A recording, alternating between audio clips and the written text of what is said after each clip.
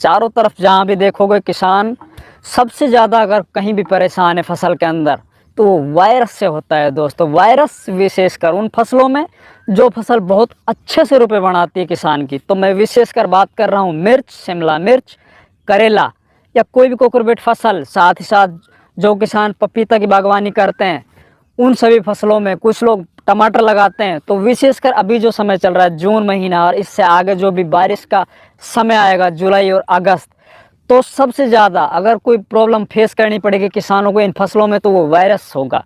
तो आज की वीडियो में ये वायरस कहाँ से आता है, क्यों आता है, इसको किस तरह से कंट्रोल किया जाए, सभी जानकारी आप लोगों को मिले। वर्षों से मैं देख रहा हूँ कि इस वायरस के ऊपर आज तक सही जानकारी कहीं पर भी नहीं मिली है।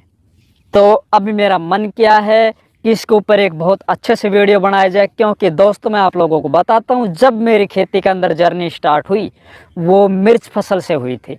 उस टाइम पे बहुत अच्छे से हम पैसे कमाते थे, लेकिन इस वायरस ने हमारे पूरे इलाके को तबाह कर दिया।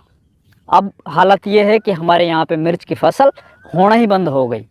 तो हमने जो उस वक्त देखा है या फिर जो भी मैंने इस चीज़ में सीखा है वो आज इस वीडियो के माध्यम से मैं आज आप लोगों से अपनी जो भी जानकारियाँ वो शेयर करूँगा, और वो 100% ऑथेंटिक और सटीक जानकारी। दोस्तों मैं इंद्रपाल यादव स्वागत करता हूँ आपका अपने यूट्यूब चैनल देश की जान हमारे किसान चैनल पर। किसान भाइयों, आज हम बात करेंगे विशेषकर वायरस और वो किन किन फसलों में आता है, क्यों आता है, किस तरह से उसको कंट्रोल किया जाए। तो अभी मैं जो बैठा हूँ मैं मिर्ची के प्लॉट में बैठा हूँ। इस प्लॉट में हरी मिर्ची है और साथ ही साथ शिमला मिर्च है। तो इन दोनों फसलों में मैं देख रहा हूँ कि कुछ पौधों में वायरस आ चुका है। और सबसे ज़्यादा जो इस फसल में, मिर्ची फसल से संबंधित जितने भी किसान हैं, सबसे ज़्यादा अगर कोई प्रॉब्लम फेस की जाती है तो वायरस की प्रॉब्लम आती है दोस्तों। इसको किस तरह कंट्रोल किया जाए, तो सबसे पहले मैं आप लोगों को बताता हूँ कि जो किसान शुरुआती स्तर से जैसे अपनी फसल को खेतों में प्लांटेशन करते हो उस वक्त से जो किसान उस पर लगातार निगरानी रखता है वो किसान अपनी फसल को लास्ट तक पूरा लेके जाता है। अगर आप लोगों ने आप सुना भी होगा, देखा होगा कि जहाँ भी सावधानी हटी वहीं पर दुर्घटना घटी। तो इस फसल में भी विशेषकर वही होता है। तो मैं सबसे पहले आप लोगों को बताता हूँ, कोई भी फसल हो आप लोग उनमें सुबह जाइए, एक बार उसका चक्कर जरूर लगाइए। अगर आपकी फसल में शुरुआती स्टेज पर आप किसी बीमारी को कंट्रोल कर लेते हो तो बहुत बढ़िया होता है। अगर आप लोग उसमें किसी भी तरह की लापरवाही बरतते हो तो आप समझ लीजिए अपने प्रॉफिट को घटा रहे हो, और आगे जो आएगी समस्या वो बहुत विकराल रूप धारण करती चली जाएगी। तो सबसे पहले आप सुबह अपने खेतों में जाइए, अपने खेतों में जाके अपनी फसलों को देखिए कि आपकी फसल में आपके जो पौधे हैं वो स्वस्थ हैं या कोई प्रॉब्लम आ रही है। और कोई भी प्रॉब्लम हो तो दोस्तों बिल्कुल भी लापरवाही मत कीजिए। तो अब हम बात करते हैं शिमला मिर्च और हरी मिर्च पर।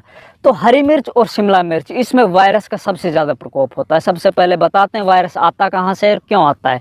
तो वायरस की पहचान आप कैसे करोगे, इसमें दो तरह से प्रॉब्लम आती है दोस्तों। एक तो ये ऊपर की तरफ ये पत्तियाँ मुड़ रही है, और एक इसमें होता है दूसरी नीचे की तरफ पत्तियां मुड़ना।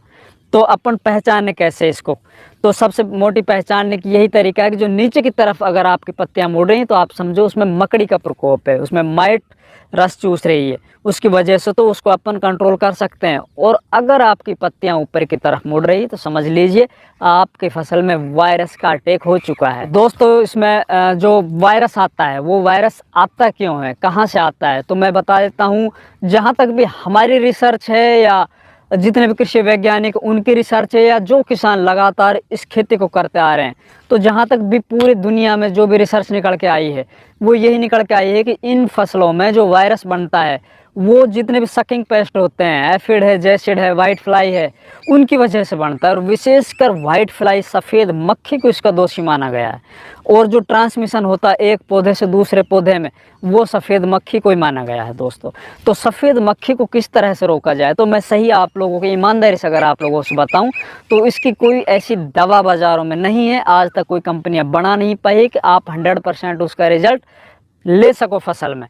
खाली बस आप लोगों को बहुत बारीकी से ध्यान रखना पड़ेगा, इसका प्रिवेंशन करके चलना पड़ेगा। जब भी आप नर्सरी लगाते हो, अपने खेत की नर्सरी अपने दूसरे खेत में ट्रांसप्लांट करो या दूसरे खेतों से कहीं से लेके आओ, दूसरे किसानों से खरीद के नर्सरी लेके आओ, तो आप सबसे पहले देखिए पौधा एकदम स्वस्थ होना चाहिए, पौधे में किसी तरह की कोई परेशानी नहीं होनी चाहिए। शुरुआत जब करोगे आप इनके प्रिवेंशन में, तो आपको जड़ से स्टार्ट करनी पड़ेगी।